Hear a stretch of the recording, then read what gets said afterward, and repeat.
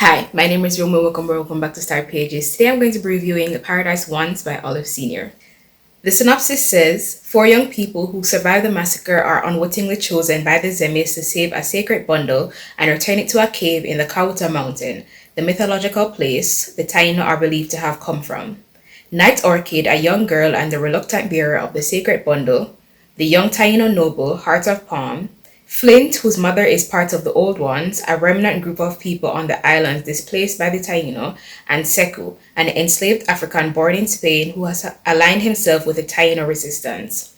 The four survivors start off on separate perilous paths and only learn of their role in the sacred mission when they unite at the holy site and encounter the Maima shaman, Candlewood, who has orchestrated their journeys under orders of the Zemis. But the dark shaman, Sharktooth, who has sold his soul to the underworld powers, has also been shadowing the travelers. Is the old and ailing Candlewood up to one last spiritual battle, the life or death struggle with Sharktooth for the sacred bundle?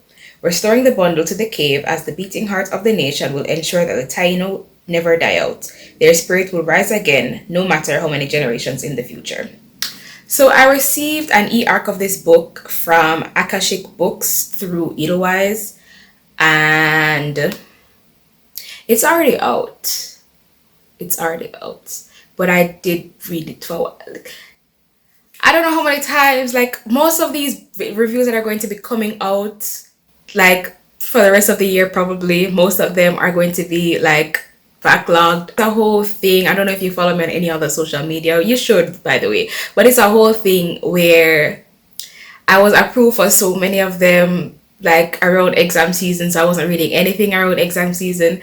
And then when I did review them, then it was another exam season right after, so I didn't actually write, or I did write the reviews but I didn't film or post the reviews, and then I lost some footage. It's a whole thing. So I did read the book, and I am very embarrassed by how long it's taking me to post these reviews of art that I was so graciously given, and they're already out and I haven't reviewed them. But it won't happen again, I promise. Anyway, so I gave this book 4 stars. Before I talk about my actual thoughts on the book, I want to talk about why I requested the arc in the first place. First of all, Olive Sr. is a very popular author, and I was going to delve into her backlist before, but I wasn't sure which one to start with. Do I go in publication order? Do I go with the most popular book? Do I just random recommendation from people I trust? I didn't know which one to pick, and then I was scrolling on Edelweiss as one does, and I saw Paradise Once, and I read the description, and it was very interesting to me because I remember learning 2 different histories about the Tainos during my secondary school education, well, primary level and secondary level education. So in prep school and then lower school history classes, when we learned about the Tainos, we learned that when the Spaniards came and they did the whole massacre, the genocide of the Taino people in the different Caribbean islands, it was a complete genocide. And then those that were killed in the actual murder spree of the Spanish people, they eventually died out on the plantation. So that's what we learned originally. And then in 6th form, when we did Caribbean studies, they asked us what we had learned, and someone had put up their hand and they had just reiterated the information that all the students in the class had agreed that that's not what we learned. The teacher was like, that's actually not true. That's wrong. Researchers or whoever, they found out that the people didn't all die out. They intermingled with the enslaved African people. So the description was very interesting to me, and I wanted to see what take or what story Senior could bring about. And as I said, I gave it 4 stars, so I liked it. So yeah, the actual review. First thing I want to talk about is the character work, because I feel that's the most important thing about the novel, or the most important element in this novel, because it is a character-focused story. Because we are following the 4 main characters, and then we have the minor characters. So yeah, Olive Senior did a great job crafting the cast of characters, not only the 4 main characters, but also the minor characters. They all felt fully developed. It felt like they were real people. The interactions didn't feel flat. They didn't feel stilted. They felt very real. And I think the reason they felt so realistic ties into the world building of the story.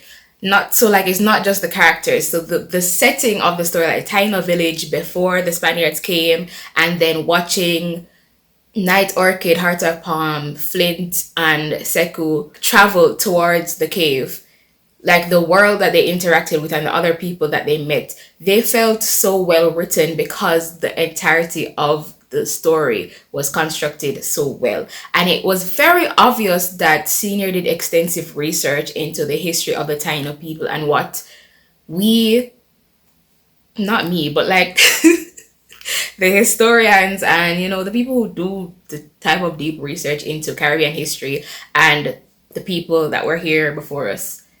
Historians, that's the word for it, right? Yeah, so it's very clear that she did extensive reading, and that research was displayed in the novel very elegantly, because sometimes there are instances where an author does a lot of research, and that's great. Research is always great, but the way how they show the readers that they know so much information is to just shove everything into the story in a way that doesn't flow, right? There are authors that I know who who display their research and all the stuff that they've learned very brilliantly. R.F. Kuang does it. I know I've experienced R.F. Kuang showing what she knows, like her knowledge, how learned she is. R.F. Kuang does it really well, and Olive Senior also does it really well in this story, displaying how much she learned and weaving it into the story so it felt like a part of the atmosphere and not just, oh,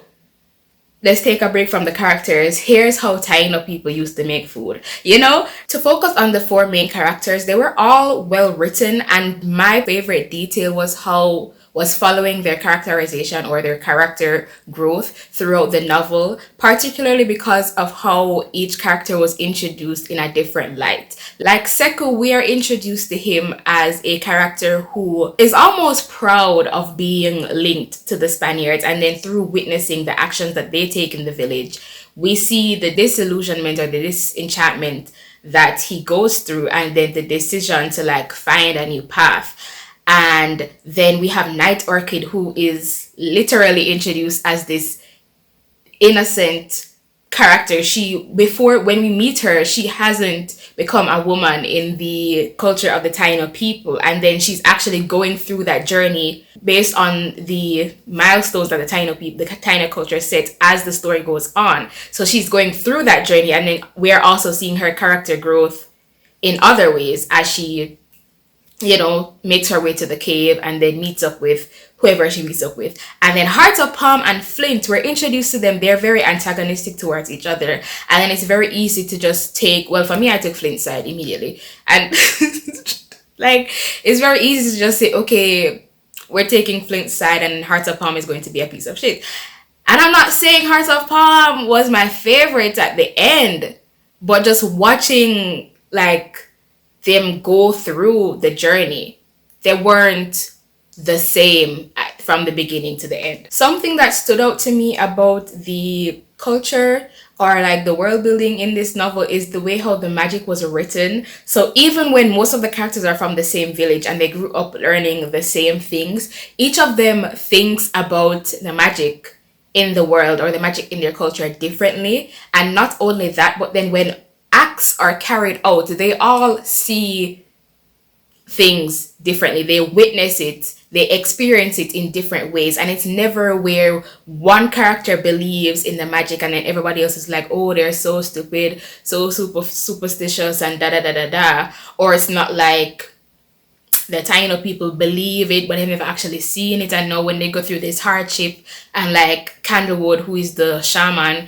is performing a ritual, they're like, oh, he's not actually doing anything. They all experience it differently, but it's never one side saying, oh, this is how it actually is. And there's never a concrete decision of whether their belief system is real or like whose version of it is right.